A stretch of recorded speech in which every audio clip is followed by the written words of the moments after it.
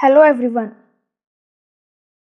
Let's do quick recap of class 9 chapter Gravitation. In this video, we will cover all the concepts related to gravitation. Gravitation, what does it mean? You already know. Yes, the phenomenon of attraction between any two bodies of the universe. So the attraction between any two bodies of the universe is known as gravitation. Hence, gravity is the phenomenon of attraction between Earth and any other body. The force of gravity is calculated using universal law of gravitation given by Newton. Sir Isaac Newton proposed this universal law of gravitation. So according to universal law of gravitation, every mass in this universe attracts every other mass with a force which is directly proportional to the product of two masses and inversely proportional to the square of the distance between them. So force is directly proportional to the masses that are m1 and m2 and inversely proportional to the square of the distance. After combining this, we get F proportional to m1 m2 upon d square. And when we remove the proportionality, we get constant g, that is F equals to capital G m1 m2 upon d square. So here capital G is a proportionality constant known as universal gravitational constant. And the value of G is 6.67 into 10 to the power of minus level. Now free fall. What is free fall?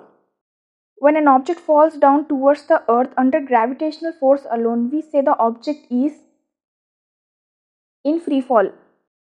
For example, when a ball drops from the building, it falls towards the surface of the earth and it hits the ground. This is because of the gravitational force which earth exerts on this ball. Now such objects which are under the action of gravitational force and no other forces are acting, we can say that this object is under free fall.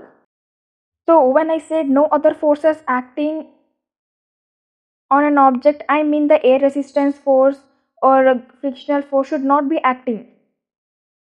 The only force, gravitational force, should be acting.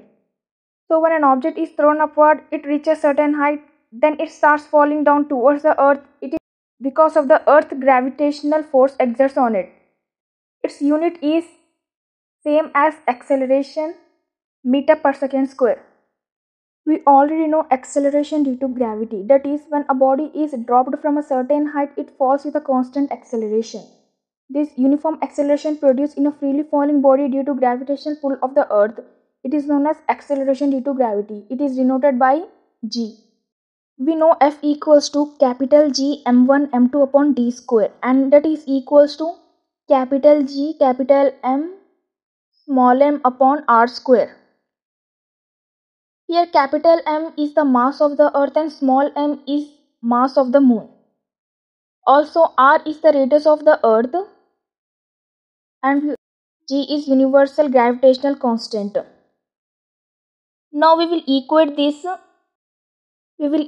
with second law.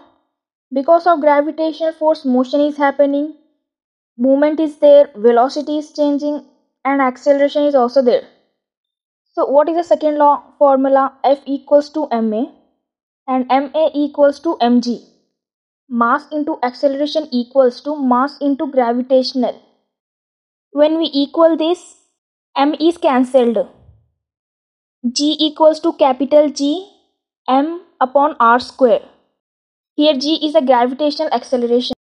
Always remember, it doesn't matter how much is the object size. This won't change the mass of object because mass of planet depends on radius. It depends on its radius.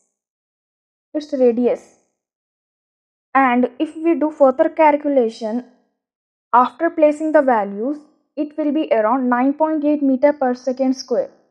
So gravitational acceleration g equals to 9.8 meter per second square.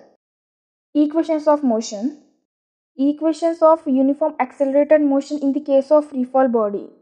Since free fall acceleration is constant near the ground, the equations of uniform accelerated motion allowed to use for the case of free fall body, that are v equals to u plus at, s equals to ut plus half at square, v square minus u square equals to 2as.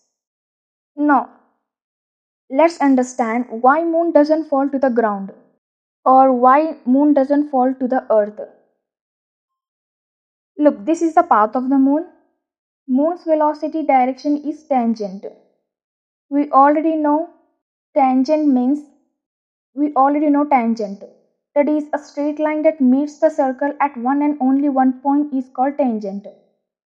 So if t equals to 0, then time should be 1. It should be here along with the direction of velocity.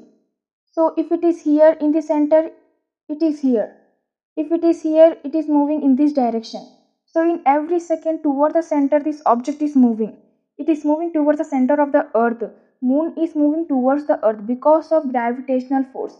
Moon doesn't fall to the earth because of the balance between the gravitation force between the two bodies and the moon's velocity and distance from earth. The motion of the moon around the earth is due to centripetal force. The centripetal force is provided by the force of attraction of the earth. Either if there were no such force, the moon would pursue a uniform straight line motion. So moon moves in a circular orbit around the earth due to centripetal force provided by the earth gravitational field. The moon's distance from earth allows it to maintain a balance between falling and escaping. The moon's velocity keeps it from falling into earth. If the moon's velocity were faster, it would escape earth gravity. And if it were slower, it would fall to the earth. Mass of the moon is 7.34 into 10 to the power of 22 kg and mass of the earth is 6 into 10 to the power of 24 kg. So because of this, moon doesn't fall to the ground, and I think it is clear, it was understandable to you. Alright, let's understand this. Mass and weight. What is mass? The total quantity of matter contained in an object is called mass of an object. So mass is actually the quantity of matter contained in a body. It is measured in kilogram and the smallest unit is gram. It can never be 0 as everything has certain mass. Moreover, mass remains the same at all places. It doesn't change with a change in the place or planet. Also, the measurement of mass is done by using a pan or beam balance. A beam balance is a weighing instrument that uses a leaf and pans to measure the weight or mass of an object. Here is the beam. It is a horizontal leaf with two equal arms. Also, the pans, here is the pointer.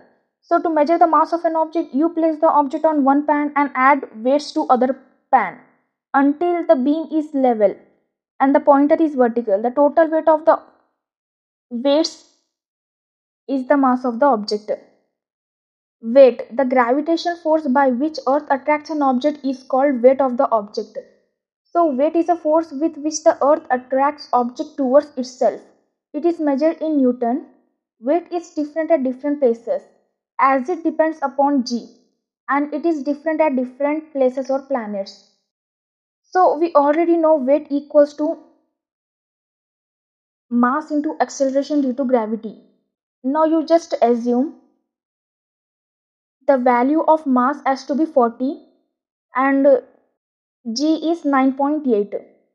So 40 into 9.8 equals to 392 Newton. After multiplying this, we get 392 Newton. This is the weight. Always remember, mass of an object remains the same everywhere, that is on the earth or any other planet.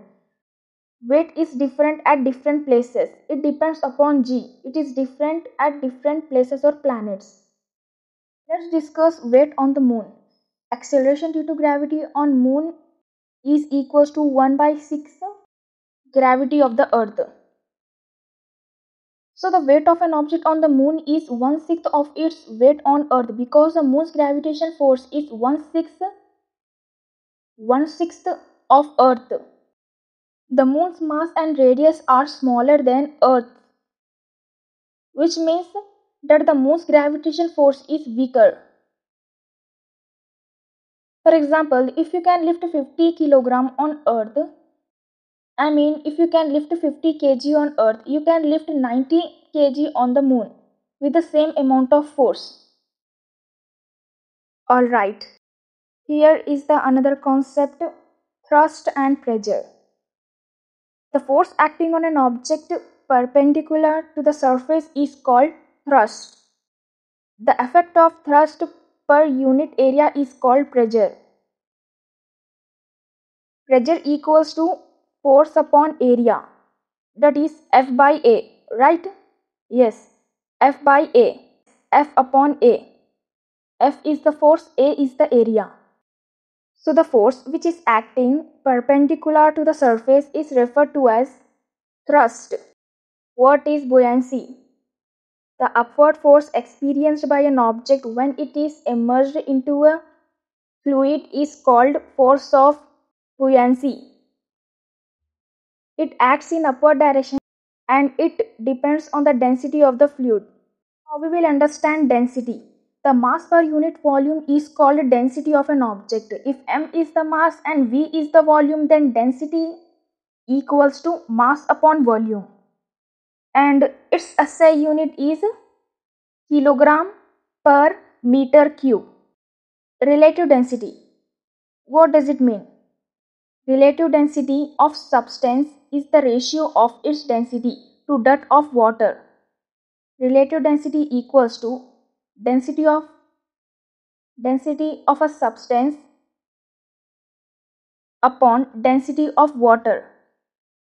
Archimedes' principle, it states when a body is immersed fully or partially in a fluid, it experiences a upward force that is equal to the weight of the fluid displayed by it.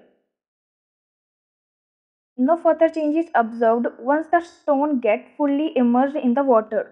We know that elongation produced in the string or the spring balance is due to the weight of the stone. Since the extension decreases once the stone is lowered in water, means some force act on the stone in upward direction. That means some force act on the stone in upward direction. As a result, the net force on the string decreases. So this upward force exerted by the water is known as the force of buoyancy. So Archimedes' principle is when a body is immersed fully or partially in a fluid, it experiences a upward force that is equal to the weight of the fluid displayed by it. This was all about the chapter. So this was the recap of gravitation. In this video, all the concepts relating to gravitation are covered. So revise it and practice it. If you like my video, share it with your friends and don't forget to subscribe.